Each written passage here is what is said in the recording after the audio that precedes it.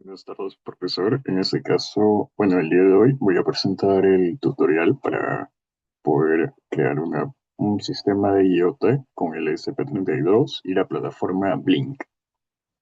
Bueno, como podemos observar, en este caso, para comenzar con este proyecto, el primer paso es poder registrarnos en la plataforma. Entonces, en Google ingresamos o buscamos Blink IoT y llegamos a la siguiente página, la cual es la página oficial de Blink y en la que nos vamos a poder registrar. En este caso le damos clic a Sign Up y nos va a redirigir a esta pantalla de carga en la cual vamos a poder ingresar nuestro correo electrónico, aceptar los términos y condiciones y poder registrarnos. Una vez registrados, nos va a enviar un correo a nuestro correo electrónico, el cual vamos a aceptar para que compruebe que estamos verificados. En este caso ingresamos nuestro correo electrónico y efectivamente logramos ver el correo que nos ha enviado la plataforma de Blink. Le damos clic en completar la configuración y nos redirige a la pantalla de carga y en este caso ya al dashboard en el cual nos va a pedir ingresar una contraseña. Bueno, en mi caso voy a generar una contraseña para poder registrarme.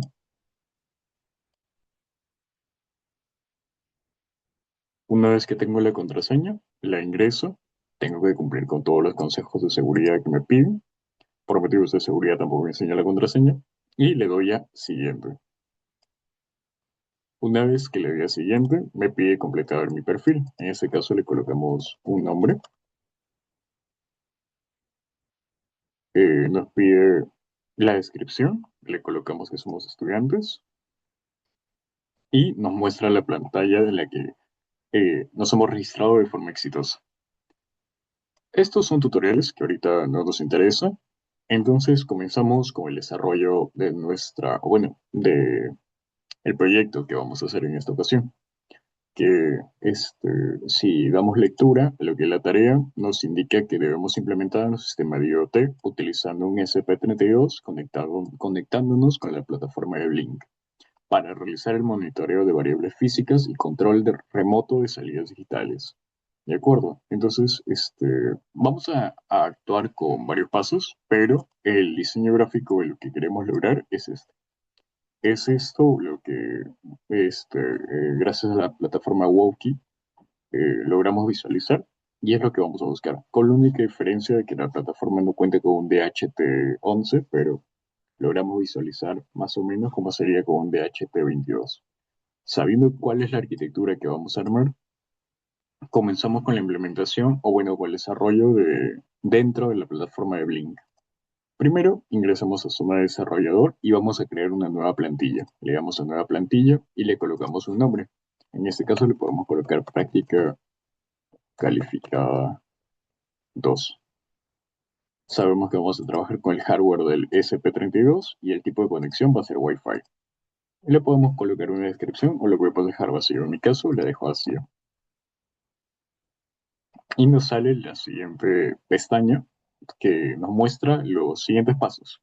En este caso podemos configurar la plantilla, que es simplemente para poder cambiar o alterar algo de lo que ya habíamos hecho al inicio, o configurar el flujo de datos, que esto es lo que nos interesa ahorita.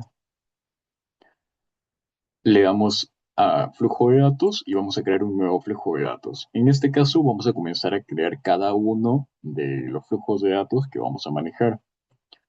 Comenzamos dándole un nombre, que en este caso, si no vamos, ya, si no vamos a la tarea, encontramos la descripción de la lista que cada uno de que cada uno de los datos debe tener. En este caso, el primero se va a llamar switch LED 1, que va a ser en el pin V0, va a ser de tipo de dato entero. En este caso no va a tener unidades, va a ser con un mínimo de 0, un máximo de 1 y un valor predeterminado de 0. Copiamos este nombre porque esta misma estructura la vamos a repetir. Bueno, el nombre, porque esta misma estructura lo vamos a repetir para los siguientes tres switches. Entonces creamos un nuevo flujo de datos. En este caso ya no sería switch LED 1, sino sería switch LED 2 con el pin V1 y la misma configuración anterior. Hacemos lo mismo para los siguientes switches.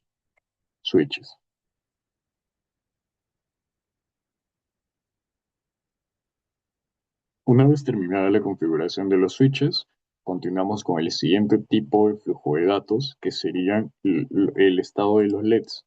En este caso, bueno, los vamos a llamar estado LED 1, que va a estar en el pin 4, va a ser de tipo de dato entero, de igual forma, va a tener un valor mínimo de 0, un valor máximo de 1 y un valor predeterminado de 0. Y el historial de datos va a ser el último valor. Guardamos. Sí.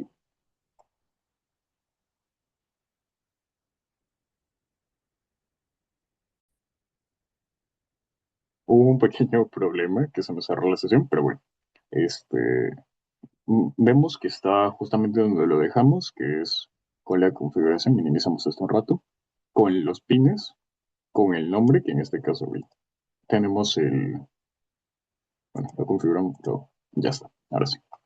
Que los primeros cuatro pines es para el switch LED 1, switch LED 2, switch LED 3, switch LED 4 con la configuración que vimos, que era de tipo entero, valores mínimos de 0, máximo de 1 y predeterminado de 0, sin ninguna unidad.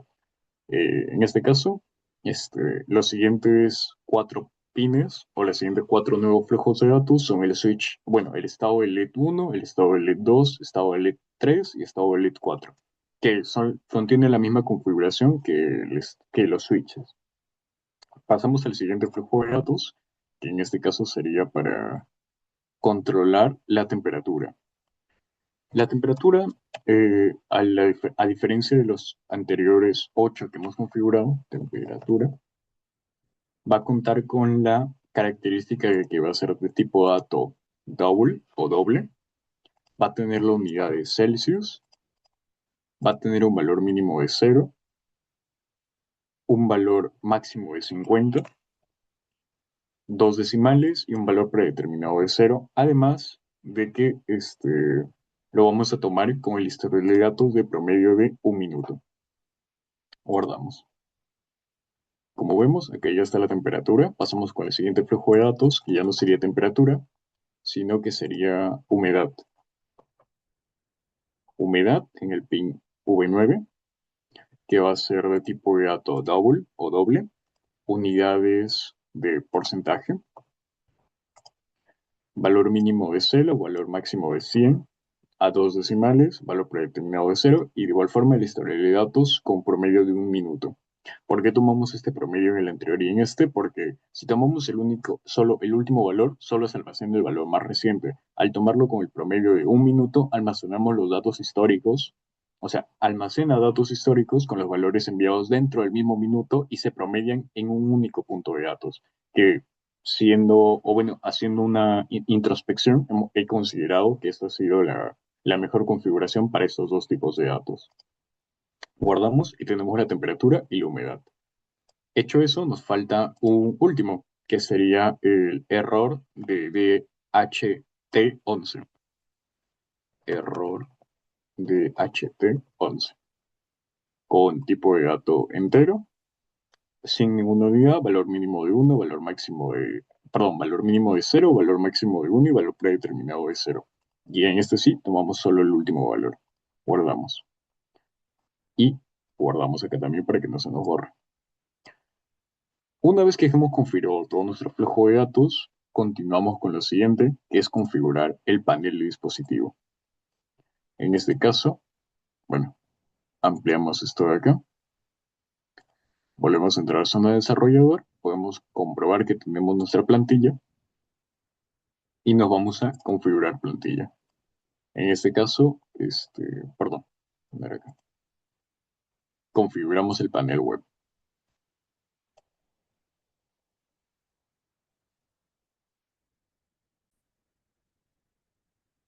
Continuamos.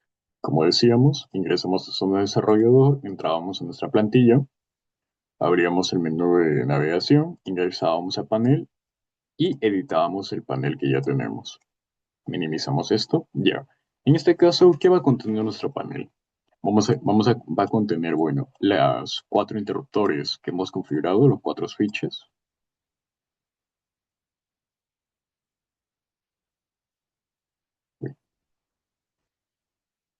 Ahí los tendríamos, los cuatro switches. Va a contener los cuatro LEDs que hemos configurado de igual forma.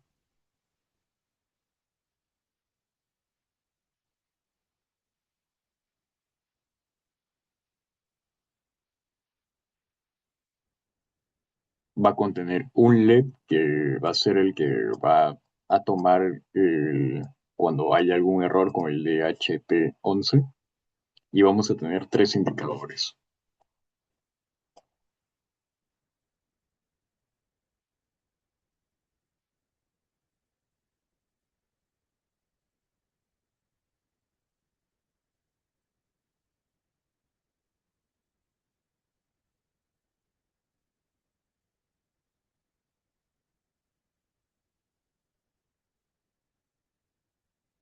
Nos faltaría el último indicador.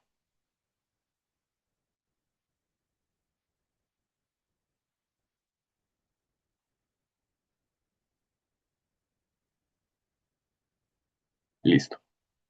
Ahora, ya tenemos colocado cada uno de los widgets. Ahora faltaría configurarlos. Para configurar cada uno de estos, tenemos que posarnos sobre alguno de los switches, por ejemplo. Le damos al engranaje, seleccionamos el flujo de datos y en este caso, este interruptor va a estar ligado al switch LED 1. Ya le podemos ir cambiando los colores. En este caso, le voy a establecer que para todos los switches contenga el color negro. Podemos cambiar o mostrar las etiquetas o el nombre del widget es algo que no vamos a quitar. Entonces, configuramos y podemos ver que el switch ha quedado configurado con el flujo de datos switch LED 1. Hacemos lo mismo para los otros switches.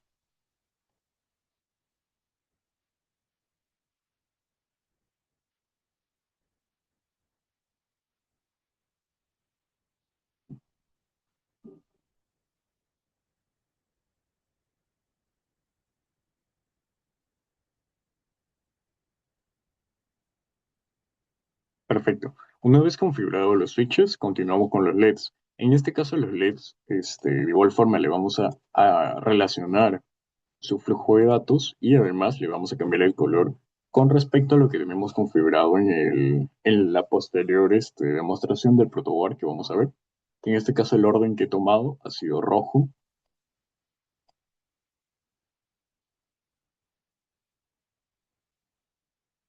amarillo,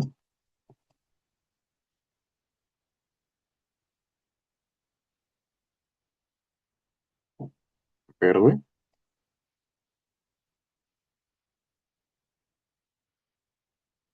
y azul. Guardamos. El LED que vemos acá, como vimos, bueno, como hablábamos antes, lo vamos a configurar para que tome el flujo de datos de error de HT11 y le vamos a dar un color rojo. Ok, una vez configurado esto, lo que faltaría es configurar los indicadores. En este caso, este primer indicador le vamos a asignar el flujo de datos de la temperatura. Como estamos trabajando con temperatura, le podemos colocar que los colores varíen según la escala del valor. Y sabemos que estamos trabajando con temperatura, entonces sabemos que los gradientes que podemos colocar, bueno, podemos modificarlos, ¿no? Pero en este caso, por ejemplo, podemos tomar esta paleta e ir modificando. Sabemos que cuando una temperatura es baja, generalmente es bueno, comencemos por la parte final. Cuando una temperatura es alta, uy, disculpe, ya. Cuando tenemos una temperatura alta, generalmente se caracteriza por tener un color rojo. Cuando tenemos una temperatura que está tornándose alta, tiende a ser una temperatura de color naranja en los indicadores. Y el resto, una temperatura le tomamos de color verde. En este caso, con tonalidades al estar tornándose ya un poco a la mitad, medio oscuras, y al principio, pues tonalidad clara. Ese sería nuestro primer indicador, que como podemos ver, va tomando los gradientes dependiendo de la temperatura que tiene. Quizás podríamos cambiar este color de acá. para que se vea un poco mejor, o disminuirlo, o cambiarle tonalidades, y así. Básicamente eso es lo que haríamos. Y de esta forma, pues, es un poco más entendible el tipo de tonalidades con las que estamos trabajando con respecto a la temperatura. Bueno, ahora pasemos con el siguiente indicador, que sería del potenciómetro. O bueno, en este caso, como podemos ver, nos ha faltado un indicador. No hay ningún problema con esto, entonces podemos volver a la zona de flujo de datos y nos faltaría un indicador, que sería para el voltaje. En este caso, este indicador le vamos a llamar voltaje potenciómetro.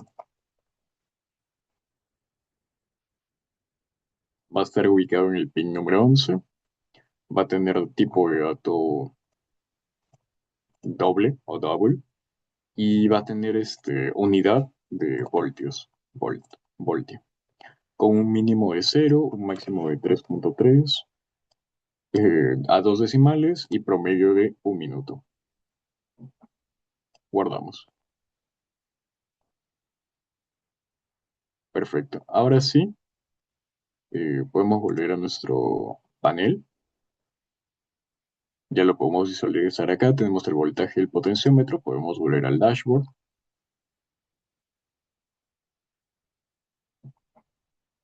Bueno, primero guardamos esto. Lo volvemos a editar. Y podemos ahora sí configurar este de acá, que como dijimos, iba a ser el de el voltaje. Entonces configuramos voltaje potenciómetro. Como estamos trabajando con electricidad, el color que más lo caracteriza es el amarillo. Ya tenemos el voltaje configurado al pin número 11. Y por último, el que nos faltaría sería el de la humedad.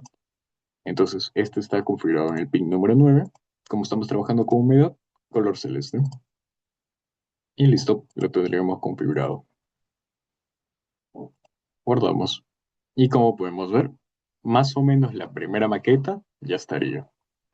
Guardamos este maqueta, este panel, y como podemos ver acá, se vería cómo sería un funcionamiento. Listo. Entonces, ese sería uno de los pasos que ya tenemos completado. Hecho esto, seguiría a hacer lo que es el ya hecho el diseño del dashboard, la creación del dispositivo. Para crear el dispositivo, nos dirigimos a la sección de dispositivos, creamos nuestro nuevo dispositivo y nos basamos en una plantilla. Elegimos la plantilla, que es la que hemos creado antes, y le damos a crear. Perfecto. Acá encontramos lo primero que nos salta son variables. Las variables que nos van a ser muy útiles en el siguiente paso que vamos a ver al terminar esto. Entonces le damos a copiar al portapapeles y lo dejamos en standby por un momento. Ok, como podemos ver, acá vamos a encontrar que nuestro dispositivo ahorita está offline. Está offline porque, claro, no lo tenemos conectado a ningún lado. Pero podemos ver que la plantilla que hemos configurado antes ya está asignada a un dispositivo. Entonces, con esto ya podemos trabajar. ¿Cuál sería el siguiente paso una vez que ya tenemos nuestro dispositivo? Comenzar a trabajar con el código para el Arduino. En este caso, yo voy a compartir lo que es la pestaña del código. Ok, perfecto. Podemos ver acá el ID de el Arduino. Entonces vamos a tener que hacer acá varias cosas. Primero, sabemos que lo básico es, o sea, llegado a este punto, según indicaciones, bueno, según los criterios, sabemos que tenemos que tener instalado el Arduino. Para tener instalado el Arduino no es nada del otro mundo. Este, a ver, vuelvo a compartir esa pantalla de acá. Perfecto. Para tener instalado el Arduino, lo único que tenemos que hacer es dirigirnos a arduino.cc y vamos a encontrar esta plataforma que es la página oficial de Arduino, seleccionar el sistema operativo en el que nos encontramos. En este caso me encuentro en un sistema operativo Windows. Si estuviésemos en un sistema Linux, escogeríamos cualquier otro o un sistema macOS. Bueno, en este caso seleccionamos el MSI installer de Windows, lo descargamos y va a ser como cualquier instalador de Windows. Simplemente le damos siguiente, siguiente, siguiente, siguiente y se nos instala el ID de Arduino. Ahora, hecho esto, podemos ingresar. al Arduino, bueno, al IDE del Arduino, y estando acá vamos a tener que hacer cierto número de configuraciones previas a comenzar a escribir nuestro código. Las primeras configuraciones que vamos a tener que hacer es copiar, entramos a la sección de archivos, preferencias, y en Additional Boards Managers vamos a pegar este enlace de acá, como podemos ver acá, que es el paquete del SP32. Perfecto. Le damos OK. El siguiente paso es configurar el gestor de tarjetas, porque por defecto cuando instalamos el celular Arduino no tenemos esto.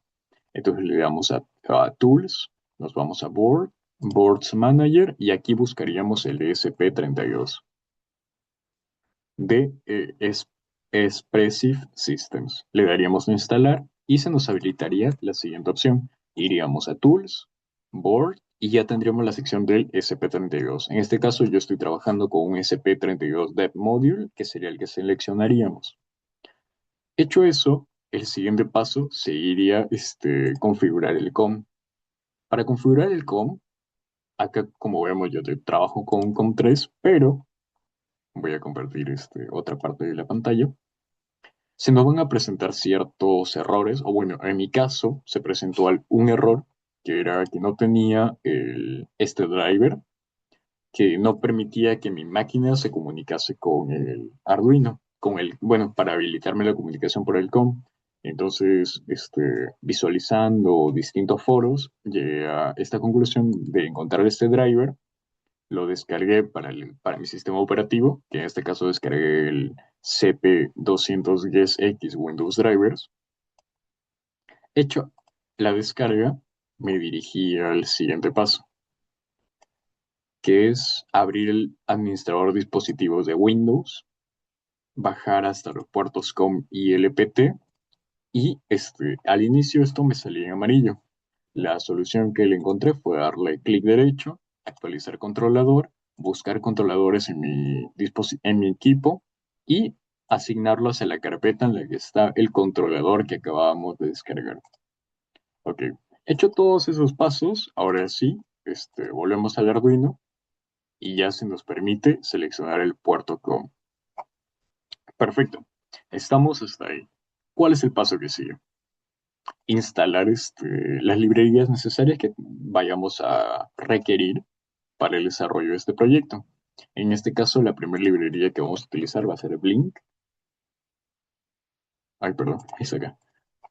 Blink. Por Blink la instalamos.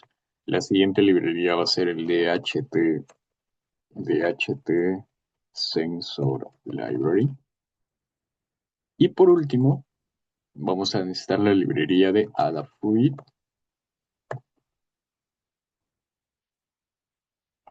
Unified Sensor. Esta de acá. Una vez instaladas esas tres librerías, lo que sigue es bueno, ya comenzar con el código. Entonces el código lo tengo por acá.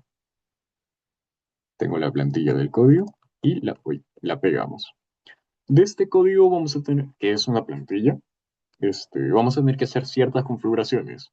Y acá es donde viene las credenciales de Blink que veíamos al inicio cuando creamos la plantilla. Nos pide la Blink Template ID, la Blink Template Name y el Out Token. En este caso, pues estos deben ser secretos por motivos de seguridad. Al acabar el video voy a eliminar esas credenciales, pero por ahora las podemos enseñar. Entonces, este, como ya es algo que teníamos copiado en nuestro portapapeles, podemos acceder al portapapeles de Windows y lo podríamos ver. Podemos ver acá dos de las, dos, disculpa. Podemos ver dos de las credenciales que teníamos. La primera es la template name, que entonces la reemplazamos por esta de acá, y el token de autorización, que lo reemplazamos por este de acá. Lo único que nos faltaría sería el template ID, que ahora lo traigo. que simplemente para volver a obtenerlo es volver al Blink 32, ingresar a la zona de desarrolladores y nos va a aparecer en la primera opción. Una vez que lo tenemos, lo reemplazo de nuevo. Bueno, eso no. Lo reemplazo y ya tendríamos todas nuestras credenciales listas. Entonces, ¿cuál sería el siguiente paso? Llegado a que ya tenemos el código, ya sabemos,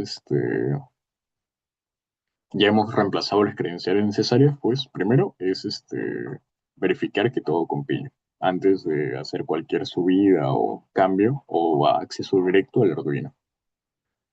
Esperamos a que el sketch compile y en caso de que compile con éxito, pasaríamos al siguiente paso que es subir el código hacia el Arduino. Voy a pausar la grabación hasta que logre subirse. Bueno, después de un pequeño break, podemos observar de que se ha compilado correctamente. Podemos ver la notificación que nos ha llegado y podemos ver que nos ha salido un nuevo mensaje en la consola que antes no estaba ahí. En este caso nos está diciendo, bueno, cierta información, ¿no? Entonces sabemos perfectamente que ha compilado sin ningún error. Pasaríamos a hacer lo que es la subida del archivo. Pero acá se nos ha presentado bueno, creo que ahorita no va a salir, espero que no, pero en caso si saliese, vamos a demostrar cómo solucionar este pequeño bug. Si no saliese, voy a explicar qué fue lo que pasó y cómo solucionarlo. Primero vamos a esperar a que se pueda compilar y se pueda subir el sketch.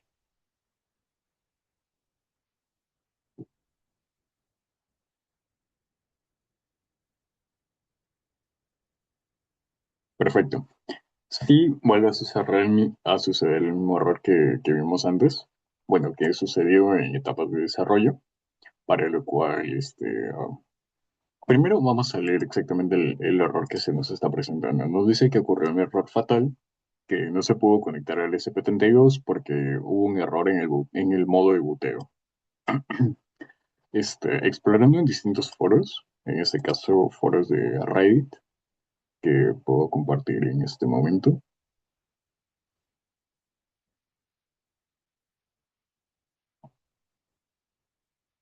llegamos a la vista de que hubo personas a las que también les pasó. Y la solución que recomendaban era esta de acá: desconectar el USB, sostener el botón de boteo del SP32, volver a conectar el USB, mantener presionado el botón de boteo, darle a instalar y soltar cuando veamos que está conectando. Entonces vamos a probarlo. Ingresamos al Arduino, vemos que sale error, desconectamos el cable con el que vayamos a conectar o enviar la información hacia el Arduino. En el Arduino presionamos el botón de boteo, conectamos el cable con el que vayamos a pasar la información, como vemos ya está conectado, subimos, mantenemos presionado el botón de boteo y si esperamos un momento, debería ahora sí solucionarse este error.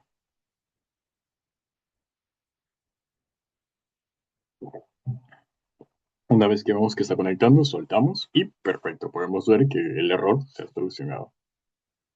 Se sube bueno, se está ahorita compilando y subiéndose toda la información al Arduino.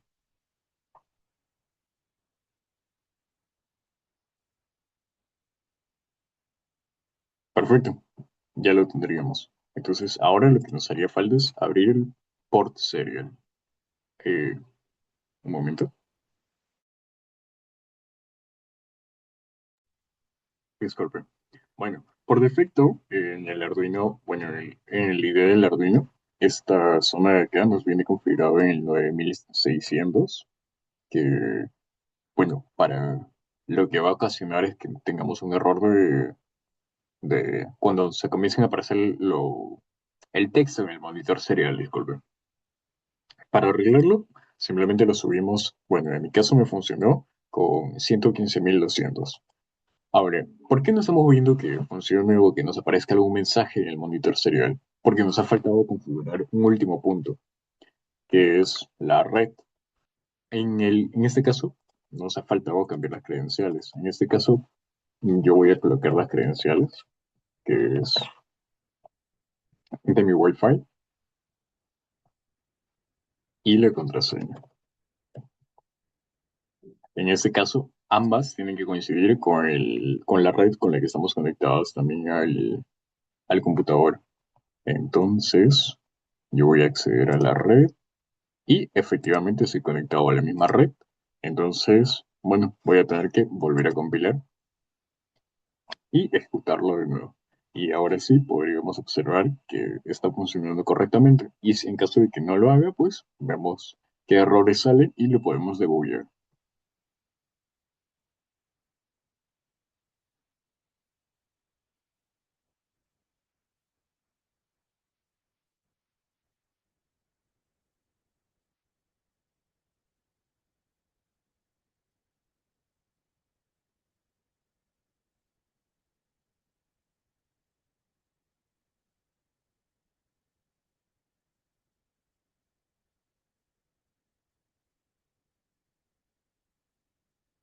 Bueno, esto se debe a que no realicé el paso anterior que habíamos mencionado, así que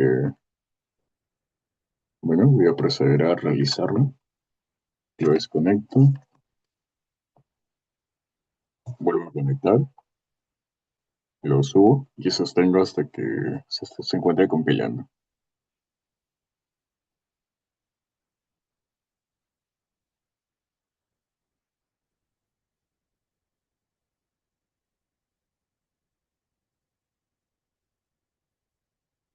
Perfecto, ahora sí se está compilando como debería.